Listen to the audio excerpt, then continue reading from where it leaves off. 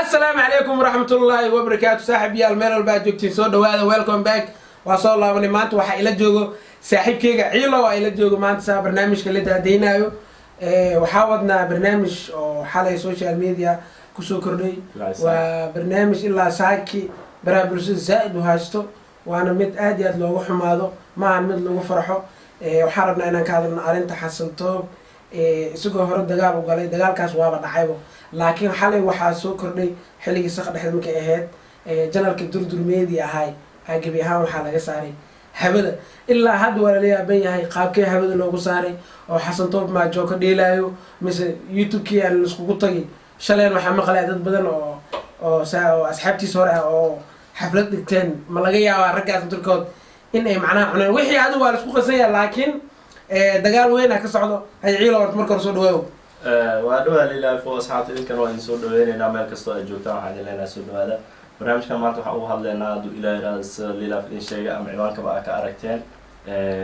durdur media oo habada laga saaray sababaha iyo waxyaabaha kalifi karo oo ka dambeyn karo iyo cid walba oo ka dambeyn karta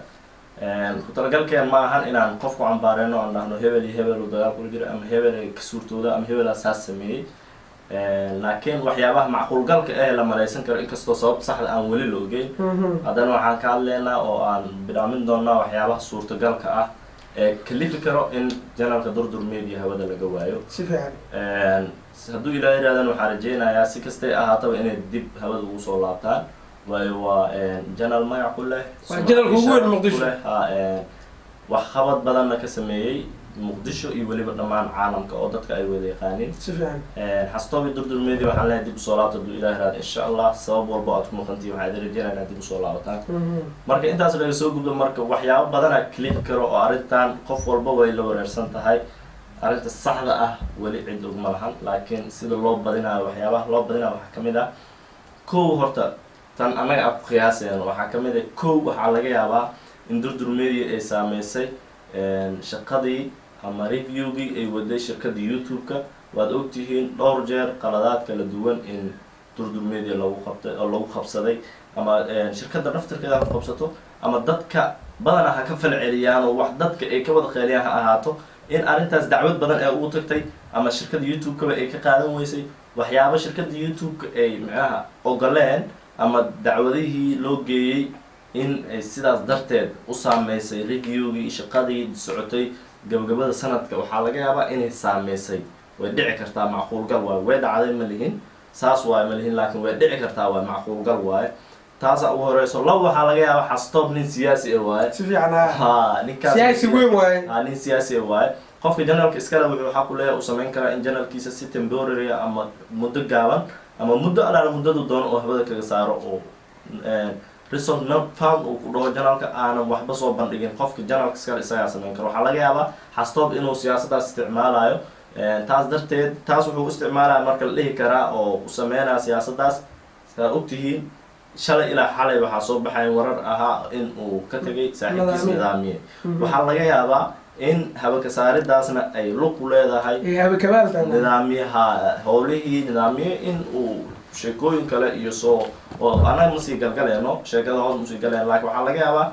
in horta qof walba iyo la dagaali karaa marka qofka hawada uu ku jiro laakiin qof hawada ka maqan mabala dagaali karto waxaa ka sheegtidna wax meel mar ma naqanaya waxaa laga yaabaa siyaasadaas inuu isticmaala Xasan Toob midda saddexaadna waxay noqon kartaa in la isugu tagay oo rag inta ay macnaha wixii doonaan qaabkay doonaan kuwala dagaalamaan janalkaas intay isugu tageen la isku bushgareeyay in hawada laga saaro weygi doonaha loo maro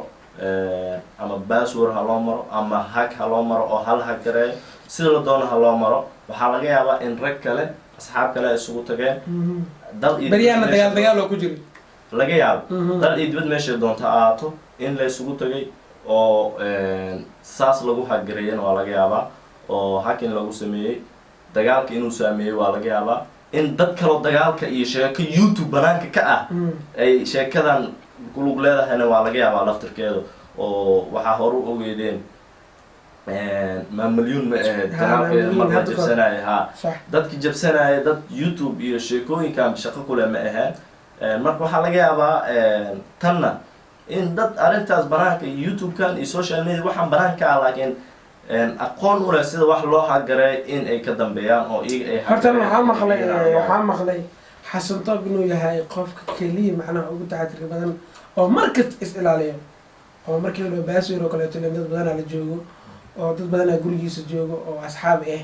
waxaan maqlay marka inuu baasweerkiisa iyo wixiisa oo dhan aad qalabkiisa inuu mar walba ku jiro miskiin ilaalin horta been ma miskiin ilaalin karta laakiin dadka hadda waan ahaan waxaas leeyahay ninka rababa inuu ku qaniino ma iska ilaalin karto ha wuu qaniina si iska ilaalinaysa marka dambe goosanaa laade dhinaca kale oo kaa soo maraa marka aniga waxaan maqaani ahaan waxay ila tahay in uu Xasan Toob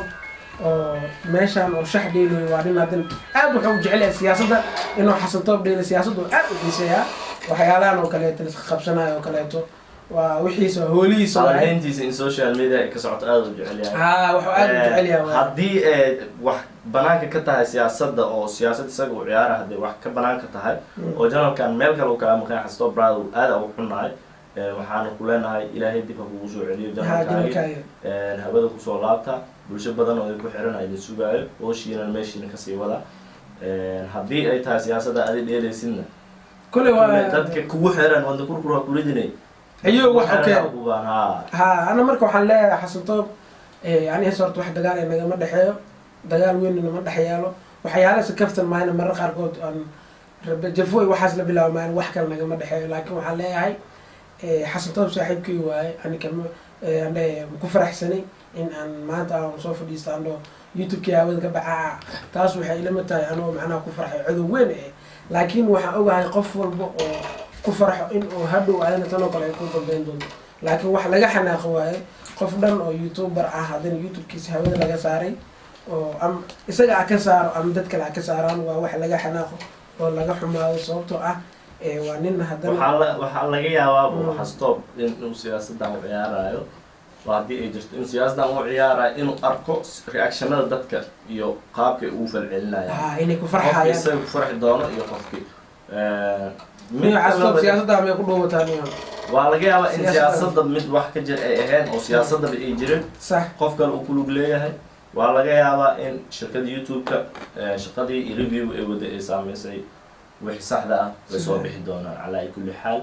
iyo sheekada meesha ka jirto waa la ogaan doonaa kulli waa ka asxaabta way soo bixi doontaa ana laakiin saddexdaas aan badinaa in asiga oo siyaasad dheelayo in YouTube-ka ay saameysay shaqada review-ga laga waday iyo in inta la isugu tagay ama dad YouTube ka shaqeeya ha ahaadeen ama dadka banaanka ha ahaadaan oo inta loo shiraa Xasan Toob la hagareeyay waa laga yaabaa walaayada intaas leen waxaa lii karaa hadda maanta hadduu ay macnaha ciladan imaato yeeraanay moogtahay cilada ee dadka ka tagay sida nidaamiyo kaleeto iyo cabdidoon oo xalay soo dhigay ciladaas oo kale marka warkaas hadal heertaas ay yeeraanayso sheekada dhan waxay noqonaysaa marka YouTube-kii hawada laga saaray YouTube-kii asaan la yeelay sheekada dhan intaas isku soo biishoonay marka waxaan leeyahay asxaabta inta ku xiran live media kulay sidaas wax u dhaceen waxaan rajayn doonaa inuu Xasan Toob hawada isku soo noqdo ana aadaba waxay is ileen waa iska jeclahay mar walba jafaa وين يقول بحدا في جوش الواد وذا حسيت ما كيلو تلاقي هذا مركو كوش قدم بلاوي أنا وحمرت أنا اسفاني وحنكو هاي قفكي أو جفوك بلاوي يوتيوب كاس مركي رياكشن بلاوي جفوني كو بلاوي هاي كتب وحاركي يوتيوب لك لو حلو خذينها وين كستو وعليه سوق قلنا حسن طب لي وحكي شيء لكن أنا وحاي هالكي مر إلا ودي مر أنا حق لنا عن جفاي مركو حليه حسن طب برادا واسو إن شاء الله sidaan filayo adiga sida ugu dhaqsiyaa badan waa soo laabanaysaa jawaab cadna waa soo bixinaysaa kulli adiga habeenley qaraabo tahay caawa waa kaa warsugeynaa waxaan leeyahay marka asxaabta qaaliga ah haddii aad aragteen durdur media ha ku farxinay saaxiibkiina waa haloo murgoodo waxaa dhaceen waa wax aad iyo aad loogu xumaado waxaan leeyahay cadowgiisana niyo hajabaan leeyahay cadowgiisa aad iyo aad ha u jabaan leeyahay maxaa leedahay marka ugu dambeyntaada ugu dambeyn waxaan leeyahay asxaabta kuma city daawashada muuqaalkan durdur media oo hawada laga saaray sababaha loogu saarayna waa intaasay noqon karaan sida muuqaalka ku daawateen marka ugu dambeynna waxaan leenahay waxaan u rajeynaynaa inuu dib ugu soo laabto oo bariiska qodiisa ka cuno